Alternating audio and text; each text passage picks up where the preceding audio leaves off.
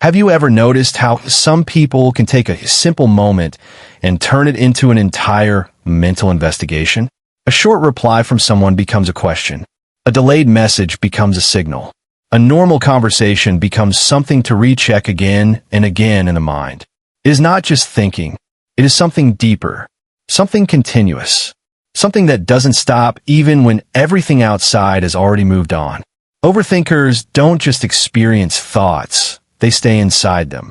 For most people, a situation ends when it ends. A conversation finishes and the brain closes it like a file. But for an overthinker, nothing truly closes. Everything stays open in the background, still being processed, still being analyzed, still being questioned. At first, this doesn't feel like a problem. In fact, it feels like awareness. It feels like being careful, being observant, being someone who doesn't miss details. But slowly, that same awareness becomes heavy. Because when your mind starts noticing everything, it also starts questioning everything. A simple interaction is no longer simple. There is always something behind it. A hidden meaning, a different tone, a possibility that maybe you misunderstood something important. And once the mind learns this pattern, it doesn't stop applying it. Psychologically, overthinking often develops in environments where emotional certainty is inconsistent. When a person cannot predict reactions, moods, or outcomes, the brain adapts by trying to predict everything in advance. It creates a habit of scanning, of analyzing, of preparing for every possible direction a situation could take. It feels like control at first, but in reality, it is the beginning of mental overload, because the mind starts living in futures that do not exist yet. Overthinkers often experience something very specific, mental replay.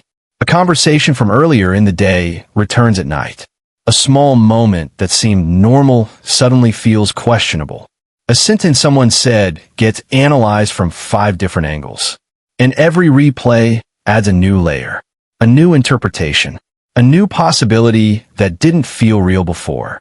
The strange part is that none of it is happening in reality. Everything is happening in imagination, but the emotional response is real. That is why it feels exhausting. The body reacts to thoughts as if they are events. This is where overthinking becomes a loop. Not because the person wants it, but because the brain believes it is being useful. It thinks it is solving something. It thinks it is preventing mistakes. It thinks it is protecting you. But protection without limits becomes pressure. Even simple decisions start feeling heavy. Choosing something small doesn't feel small anymore. Every option comes with a hidden future attached to it. Every choice carries the weight of what if this goes wrong. So the mind delays, recalculates, rechecks, and sometimes avoids deciding at all. Not because the person is incapable, but because every outcome feels equally loaded. Over time, this creates a silent fatigue. Not physical exhaustion, but mental exhaustion. The kind where even resting doesn't feel like rest because the mind is still active in the background. And slowly, overthinking starts to feel like personality. Something fixed. Something permanent. This is just how I am. But what feels like personality is often just repetition. A learned mental response that became automatic over time. And that raises an important question. Is this who you are, or just how your mind learned to survive? That question changes everything. To understand overthinking properly, you cannot only look at present behavior. You have to look at how the mind learned to behave this way in the first place. Many overthinkers didn't start out this way. This pattern usually develops gradually, often in environments where emotional outcomes were not predictable. When reactions are inconsistent, the brain learns something very specific. It is safer to anticipate everything than to be surprised by anything. So it begins to observe more closely. It starts tracking tone, timing, facial expressions, pauses, and changes in behavior that other people might ignore. At some point, this becomes automatic. The mind no longer waits for clarity. It tries to create clarity in advance. But clarity created by prediction is never stable. Because predictions are based on fear, not reality. And that is where the cycle strengthens. Overthinking feels like problem solving, but in reality, It is uncertainty management. The mind is not trying to find truth. It is trying to remove discomfort. And discomfort grows when there is no final answer. So the brain keeps generating possibilities, one after another, each one slightly more detailed than the last, each one slightly more emotionally intense. This is why overthinkers often feel mentally exhausted even when nothing happens in their external life, because most of the activity is internal. There is another important layer here: self-doubt. Over time, overthinkers begin to question their own interpretations. Even when something feels clear, they ask themselves if they are overreacting. Even when their instincts are correct, they hesitate to trust them. This creates a split between perception and confidence. You see something clearly, but you don't fully trust what you see. And that creates dependency on external validation. But external validation rarely provides the certainty the mind is looking for, because people are inconsistent, situations are ambiguous, and communication is never fully complete. So the mind returns inward again, back into analysis, back into loops. This is why overthinking feels endless. Not because answers don't exist, but because the mind keeps reopening questions that were already partially resolved. However, there's an important realization hidden inside this pattern. The ability to notice deeply is not the problem. The problem is getting trapped inside what you notice. Awareness itself is not harmful. In fact, it is a strength. The difficulty begins when awareness turns into over-identification, when every thought feels important, when every possibility feels urgent, when every interpretation feels necessary to resolve immediately. The shift begins when a person starts observing their thoughts instead of entering them. Not every thought requires analysis. Not every feeling requires explanation. Not every possibility requires completion. The mind is not meant to predict every outcome of life. It is meant to navigate reality as it unfolds. And reality only exists in the present moment. When overthinkers begin to recognize that thoughts are not instructions, but signals, something subtle changes. The distance between the person and their thoughts increases slightly. And in that distance, clarity begins to appear. Overthinking does not disappear completely, but it stops being the place where you live. It becomes something you notice instead of something you become. And that shift alone changes everything about how the mind experiences life.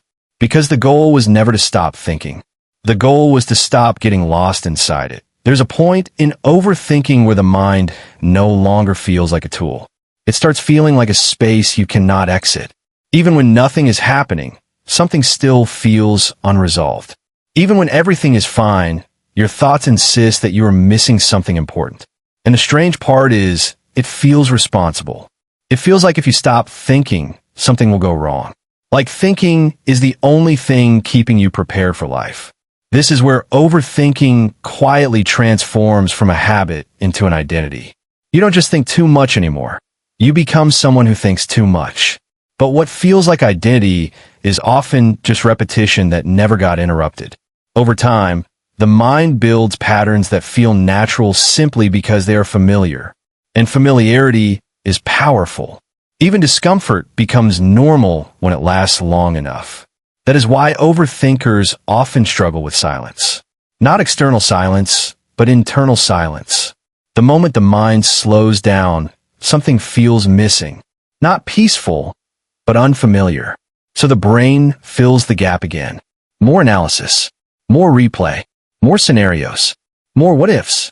Not because it is necessary, but because it is habitual. But underneath all of this mental activity, something important is happening that most people never notice. The mind is trying to protect you. Every loop, every scenario, every prediction is built on a single intention: avoid emotional pain. Avoid embarrassment. Avoid regret. Avoid uncertainty. It is not trying to hurt you. It is trying to prepare you for everything that could hurt you.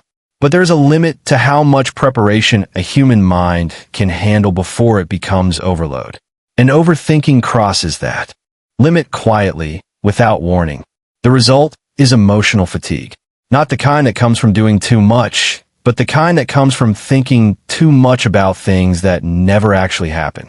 And yet, even in that fatigue, the mind keeps going because stopping feels unsafe. This is the paradox of overthinking.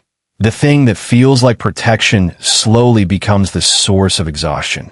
But something shifts when awareness enters the picture. When a person begins to notice the pattern instead of being fully inside it, a small space opens up. At first, it is almost unnoticeable. A moment where you realize, I'm doing it again. That moment is important because it creates separation between you and the thought process. You're no longer the thought. You're observing it. And observation changes everything. Because once you can see the loop, you're no longer completely trapped inside it. Overthinking does not vanish instantly. It is not shut off like a switch. It weakens slowly. As attention stops feeding it full control, the mind learns something new. Not every thought needs continuation. Not every question needs immediate resolution. Not every possibility deserves equal importance. And slowly, the pressure begins to loosen. Life does not become perfectly quiet. The mind does not become empty. But something more important happens. You stop believing every thought is a command. There is a difference between thinking and being controlled by thinking. And that difference is where peace begins to form. Overthinking was never a flaw in intelligence. It was intelligence without boundaries, awareness without direction, sensitivity without grounding. And when those elements are understood, not fought, something shifts. You don't need to silence your mind. You only need to stop believing that every voice in it deserves authority.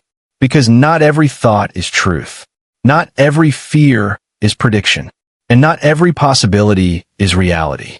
Some are just echoes of a mind trying too hard to stay safe in a world that is already happening in the present. And when you finally return to the present moment, even briefly, you realize something very simple. Nothing needs to be solved right now. It just needs to be lived. And that realization is where overthinking slowly starts to lose its control over you.